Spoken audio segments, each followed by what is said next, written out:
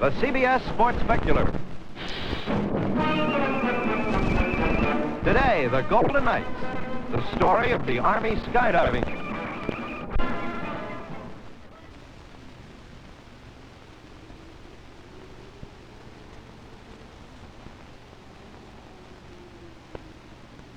The smoke that they're using is attached to a bracket, which is further attached to the heel of their boot.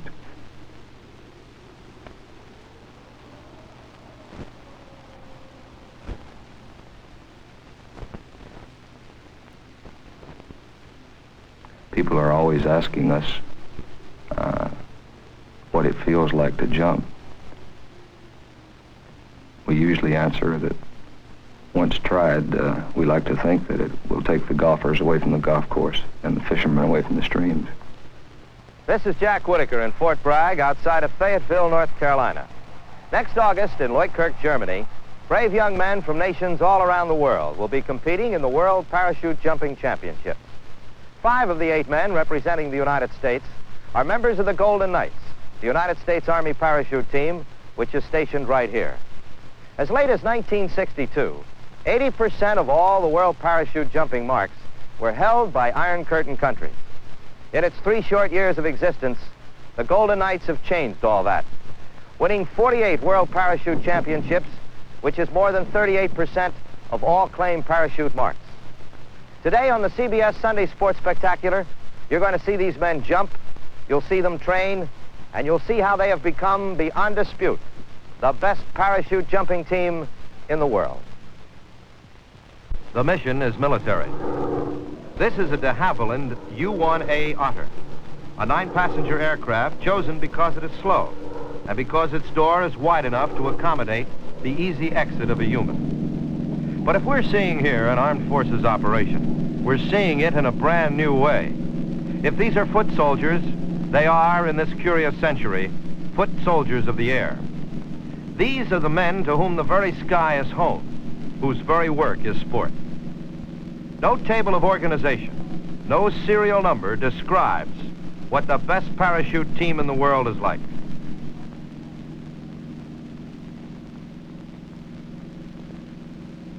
This is Sergeant Dick Fortenberry.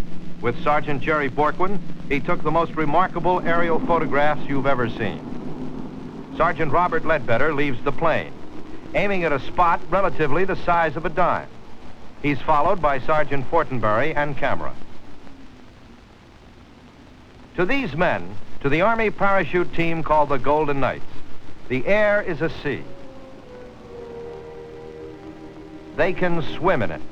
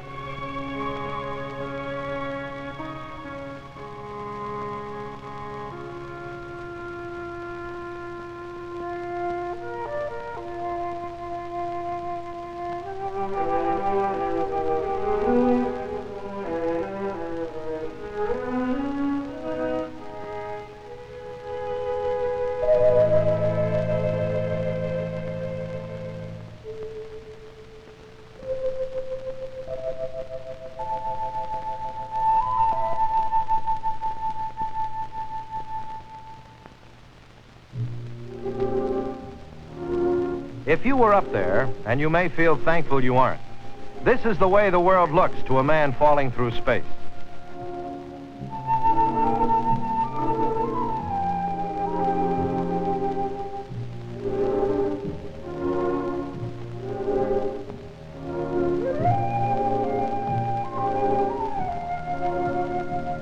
In competition, skydivers are judged in 2 categories. Style, which means how you can maneuver in the air, and accuracy, which means how close you can come to hitting the nail with a hammer from 40,000 feet.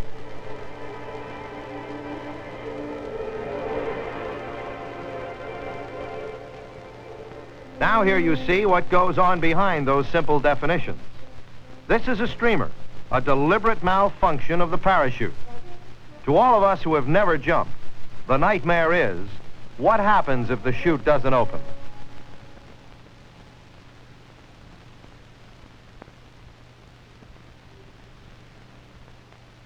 With the streamer, the bottom portion of the canopy is so rigged that it will not open for 10 seconds after the cord is pulled. The idea is to see how you'll respond. And this is how Sergeant Jerry Babb responds.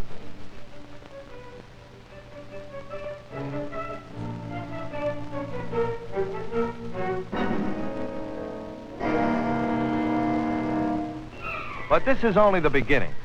You're going to see a kind of poetry in the sky, something which has been done only 7 times, and those times only by 2 parachutists who demonstrate. It is literally unique. These men are Lieutenant Charles Mullins of Jenkins, Kentucky, and Sergeant Harold Lewis of Notice, Idaho. They're members of the Golden Knights, the Army parachute team. As such, they are strong individuals, strongly interested in working as a team. As such, they are able to do what no parachutists in all history ever did. Lieutenant Mullins explained. This is our 9-passenger Otter aircraft taking off from the assault landing strip on Nijmegen drop zone.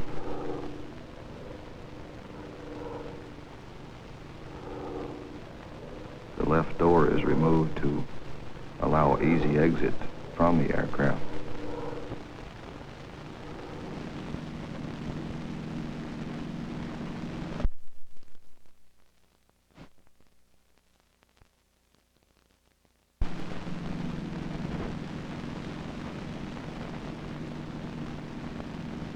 This is Captain Bennett, our pilot, and Lieutenant Rogers, the co-pilot.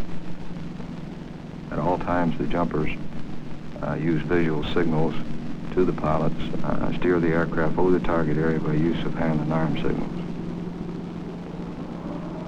See Sergeant Lewis sitting in the door here, and this is the position that he uses to exit. He's away from the aircraft.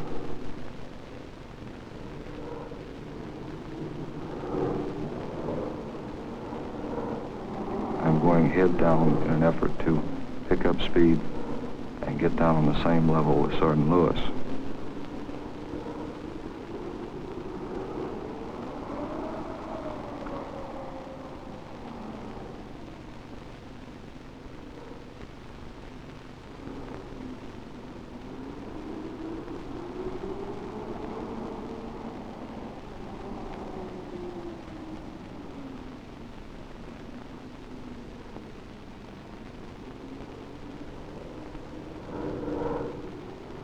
Now Sergeant Lewis is grabbing the handles on the extra harness that I wear in an effort to stabilize me while I hook up. This leaves both of my hands free to hook my straps into the D-rings on Sergeant Lewis's harness.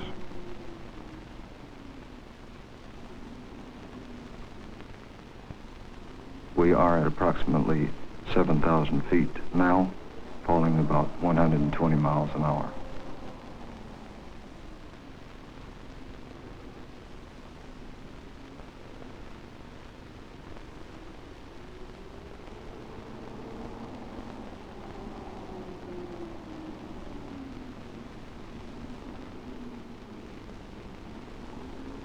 I've just taken hold of Sergeant Lewis's windblast ripcord handle.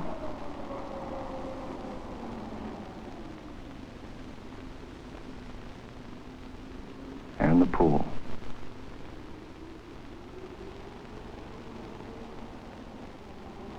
The opening shock, more severe than it would be on a normal opening. We will go left side to left side. This to prevent an accidental opening of a reserve. We were slightly tangled up there. Now we're checking out our equipment, getting ready to cut loose. I will cut loose from Sergeant Lewis and again go in free fall, I have fallen away.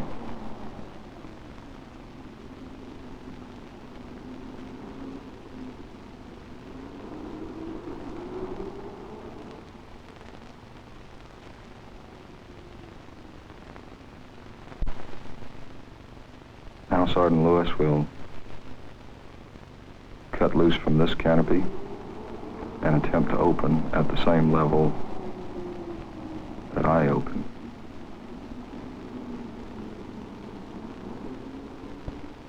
And his second parachute opened.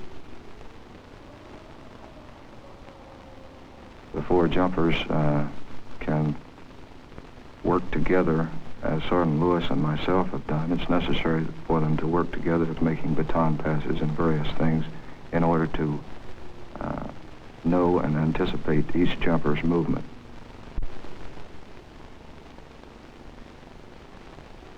I would not attempt with any other jumper other than Sergeant Lewis unless I had made at least 25 practice jumps with him. Once hooked up, you're committed to the point that if the first chute doesn't open, then you must rely on my main parachute, and this can create problems.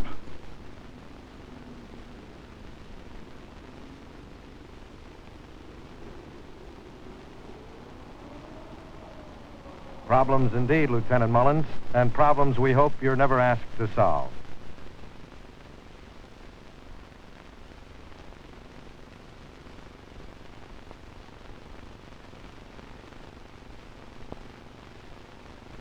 If you're a soldier in the United States Army, you don't do this because it's a laugh riot. If you've ever seen a relay race, you know the difficulty that can occur when one man hands off a baton to another. Here, thousands of feet up in the wild sea, which is the atmosphere of the Earth, man attempts to pass a baton to man, like any earthbound racer.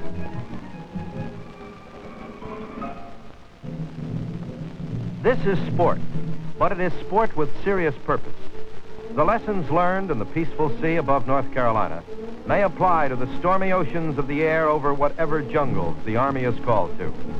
It takes about 10 seconds to complete a baton pass. Sergeant Philip Vanderwig hands off to Sergeant Coy McDonald.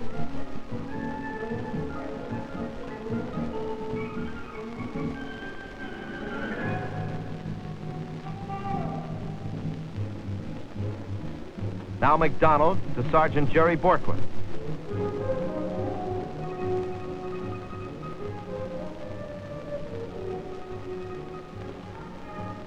They move together, and now Lieutenant Mullins takes over.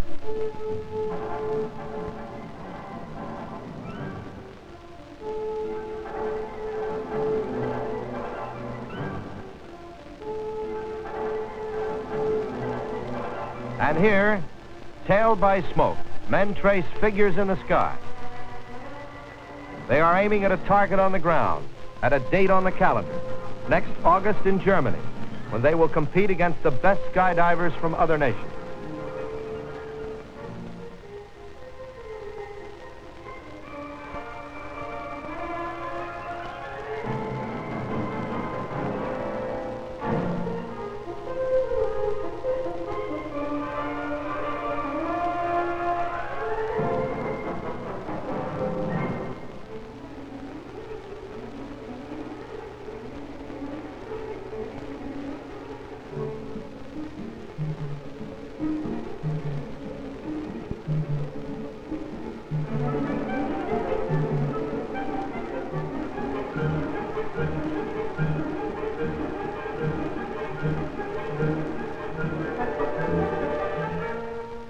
These men are falling through space at 140 miles an hour.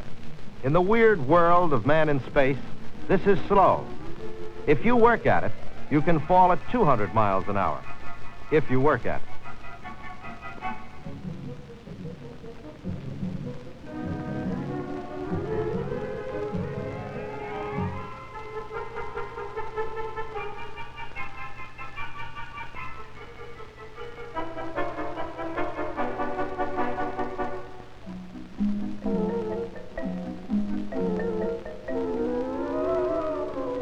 Accidents happen in any ocean, but the strong, sure swimmers are the ones who survive.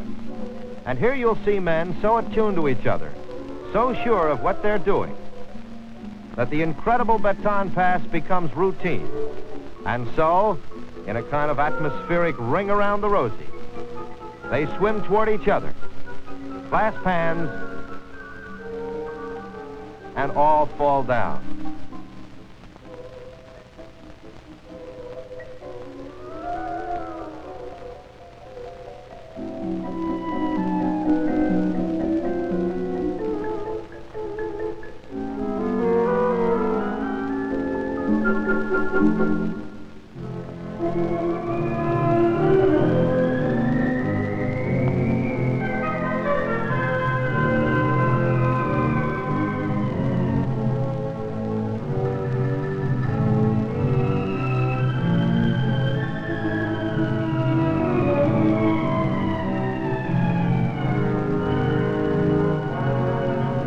In what in fun is called a fun jump, you can make a pair. Each man holds the other's harness. And just like that, the execution is perfect.